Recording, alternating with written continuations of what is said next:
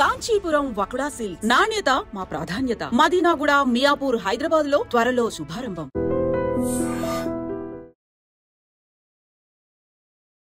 Hi hello నమస్తే, welcome back to iDream media. ఈరోజు మనతో ఉన్నారు క్యూపీఎఫ్పి అలాగే మన ఫేవరెట్ ఫైనాన్షియల్ అడ్వైజర్ అయిన రమేష్ పసుపులెడ్డి గారు. సార్తో మాట్లాడదాం. Hi sir. హాయ్ అండి. సార్, స్టాక్ మార్కెట్ అంటే జనరల్గా మార్కెట్స్లో అప్ అండ్ డౌన్స్ అనేవి common. Even heavy market falls కూడా చాలామంది చూస్తున్నారు. బట్ ఈ ఫాల్ ఇప్పుడున్న ఈవెంట్ ఎంతకాలం ఇలా వెళ్ళబోయే ఛాన్సెస్ ఉన్నాయి? మార్కెట్ అప్డేట్ ఏంటి, ఫ్యూచర్ ఏంటి? డెఫినెట్గా యాక్చువల్గా ఈ ఫాల్ చాలా పెద్ద ఫాల్. అంటే 2000 తర్వాత ఇంత పెద్ద ఫాల్ ఎప్పుడు రాలేదు. యాక్చువల్లీ 1997లో అంటే 28 years బ్యాక్ ఇంత పెద్ద ఫాల్ వచ్చింది. సో తర్వాత కంటిన్యూస్గా నిఫ్టీ 5 months పడింది, ఎక్కడా లేదు. సో అది కూడా FIIs selling continuously 5 months. So అది కూడా 2 lakhs crores వరకు తీసేశారు. అది ఈ జనవరి నుంచి ఇప్పుడు దాకా చూస్తే ఆల్మోస్ట్ 1 lakh crores వాళ్ళు విత్డ్రా చేశారు. సో ఇంత పెద్ద ఫాల్ అయితే ఇప్పుడు దాకా జరగలేదు. సో కొంచెం చెప్పాలంటే కొద్దిగా డేంజర్ సిగ్నల్స్ మోగుతున్నాయని చెప్పుకోవచ్చు. సో ఏదైతే స్ట్రాంగ్ సపోర్టింగ్ లెవెల్స్ అనుకున్నామో 22,800 చాలా స్ట్రాంగ్ అని చెప్పారు అందరూ. సో అక్కడ నుంచి కూడా డిప్ అయి 22,500కి వచ్చింది మార్కెట్. మేబీ ఇది కూడా చాలా తక్కువ అవకాశం ఉంది యాక్చువల్లీ ఇక్కడ నిలబడేది. ఎందుకంటే 22,800 అయితే చాలా స్ట్రాంగ్ సపోర్ట్గా అందరూ చెప్పారు, అందరూ టెక్నికల్ అనాలిసిస్ట్ చెప్పారు. కానీ అక్కడ లేదంటే ఇక నెక్స్ట్ 22,000 స్ట్రాంగ్ సపోర్ట్ ఉంది. 22,000కి వెళ్తే కనుక నిఫ్టీ ఆల్మోస్ట్ 17% పడినట్టు. అంటే 22,600 నుంచి 22,000 అంటే ఆల్మోస్ట్ 17% పడినట్టు. ఇంకొక 3% అంటే మేబీ 21,500 దగ్గర మార్కెట్ మళ్ళీ రివర్స్ అవ్వచ్చు. అంటే మనకి మనం అనుకున్నట్లుగా మళ్ళీ 26,000.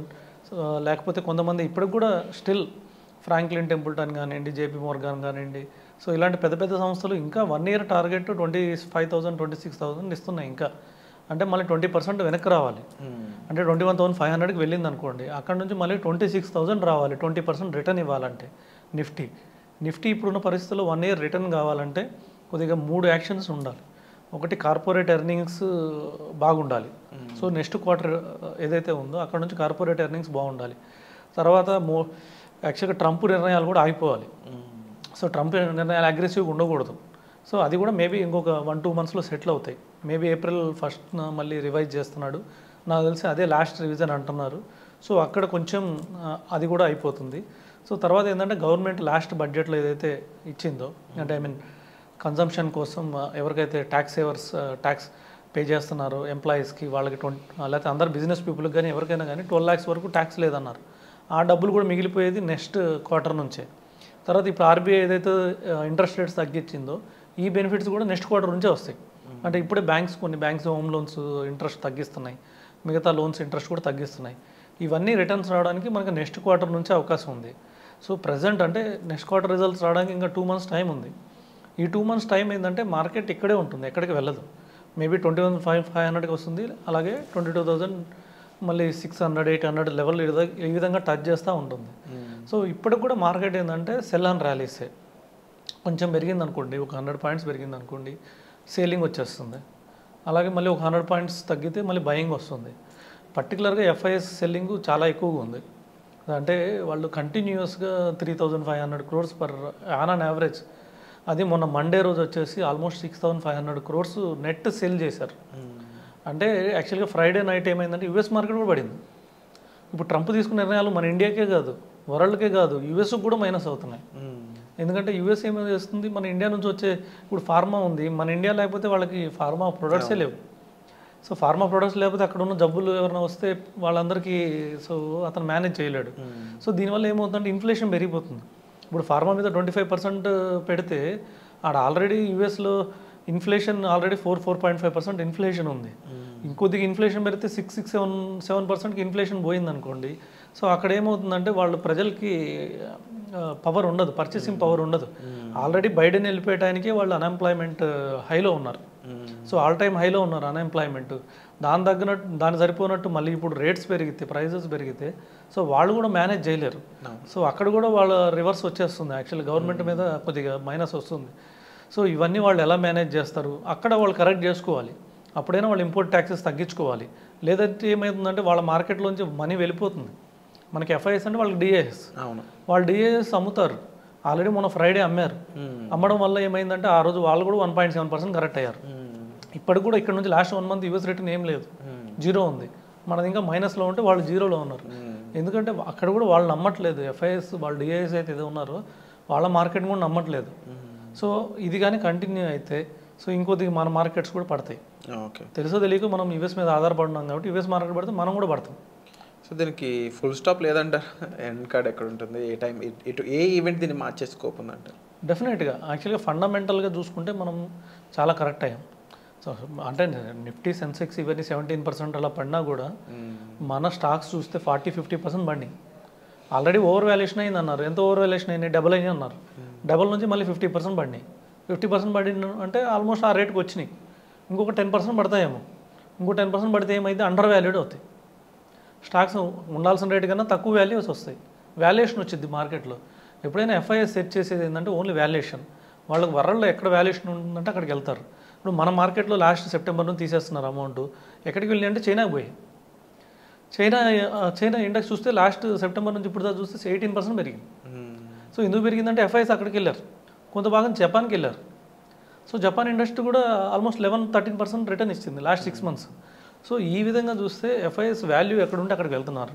సో ఇంకా చెప్పాలంటే యూఎస్ కూడా ఇప్పుడు ఆల్ టైమ్ హైలో ఉన్నాయి వాళ్ళ స్టాక్స్.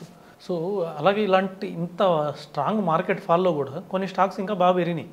సో మన దాంట్లో పర్టికులర్గా వచ్చేసి కన్జంప్షన్ స్టాక్స్ బాగా పెరిగినాయి. సో కన్జంప్షన్ స్టాక్స్లో క్యాస్టర్ ఇండియా ఇలాంటి షేర్స్ బాగా పెరిగినాయి. ఎందుకంటే మార్కెట్ పడుతున్నా కూడా నెక్స్ట్ థీమ్ ఏదైతే ఉందో కన్జంప్షన్ అని బాగా స్ట్రాంగ్ సపోర్ట్ ఉంది. అలాగే ఫార్మాసిటికల్ కూడా కొన్ని కంపెనీస్ పెరిగినాయి, ఎందుకంటే బాగా పడినాయి ఫార్మా. తర్వాత ఏమైందంటే అర్థం చేసుకున్నారు, ఇప్పుడు యూఎస్కి మనం ఫార్మా ఎక్స్పోర్ట్ చేస్తున్నాం, మనమే మేజర్ ఎక్స్పోర్టర్, మనం లేకపోతే యూఎస్కి ఫార్మానే లేదు. అలాంటి సిచ్యువేషన్లో ఏమవుతుంది, ఫార్మా మన మీద 25% ఇంపోర్ట్ ట్యాక్స్ చేయడానికి లేదు. ఇప్పుడు అన్నాడు కానీ 25% అని, మళ్ళీ ఏప్రిల్ 1 రివైజ్ చేస్తా అన్నాడు. సో ఒక 99% అక్కడ పెరగడానికి అవకాశం లేదు. ఎందుకంటే ఇప్పుడు ఆల్రెడీ నార్మల్ ఇన్ఫ్లేషన్ 4% ఉంటే వాళ్ళకి మెడికల్ ఇన్ఫ్లేషన్ ఆల్మోస్ట్ 6% ఉంది యూఎస్లో. అలాంటిది ఇప్పుడు కొద్దిగా మళ్ళీ ఫార్మా రేట్స్ పెంచితే 6% నుంచి 8% పోతుంది మెడికల్ ఇన్ఫ్లేషన్. సో అక్కడ 8% అంటే వాళ్ళు తట్టుకోలేరు. వాళ్ళ ఎఫ్డీ రేట్ 2%, 8% మెడికల్ ఇన్ఫ్లేషన్ అంటే వాళ్ళు తట్టుకోలేరు. దాంతో అన్ఎంప్లాయ్మెంట్ డాటా ఎక్కువ ఉంది. సో బాండ్ ఈల్డ్స్ తక్కువ ఉన్నాయి. 8% అంత పెరిగితే వాళ్ళు తట్టుకోలేరు. కాబట్టి ఫార్మా స్టాక్స్ కూడా కొన్ని స్టాక్స్ బాగా పెరిగినాయి లాస్ట్ మంత్. అంటే ఫ్యూచర్లో కూడా ఫార్మా స్టాక్స్ పెరుగుతాయి. ఇప్పుడు బాగా బీట్ అయిన స్టాక్స్లో ఫార్మా కూడా ఉన్నాయి. ఎందుకంటే మనం $8 billion ఆల్మోస్ట్ మనం యూఎస్కి మనం ఎక్స్పోర్ట్ చేస్తున్నాం.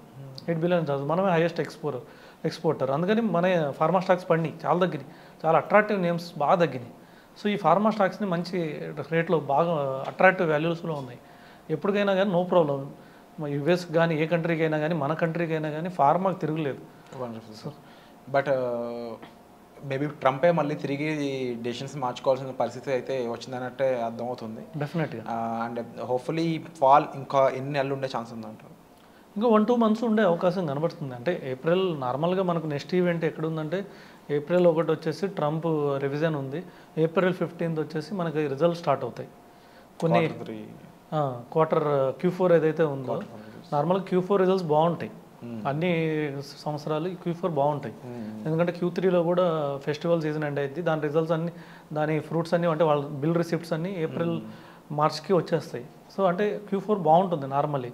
సో మనం ఎక్స్పెక్ట్ చేస్తుంది ఏంటంటే డెఫినెట్గా నెక్స్ట్ క్వార్టర్ రిజల్ట్స్ బాగుంటుంది అనిపిస్తుంది. సో అందుకని చెప్పేసి ఇంకొద్దిగా పడితే బై చేసుకోవచ్చు. Thank you so much for the information sir. ముఖ్యంగా మార్కెట్ ఫాల్లో ఉన్నప్పుడు చాలామంది ప్యానిక్ అవుతున్నారు. But most of the people question ఏంటి అంటే ఇంకా ఈ ఫాల్ ఎంతకాలం ఉంటుంది అనేది. బట్ మీరు చెప్పడం ప్రకారం అయితే ఇంకా Q4 రిజల్ట్స్ అయి ఉండొచ్చు, లేదంటే ట్రంప్ రివిజన్ అయి ఉండొచ్చు.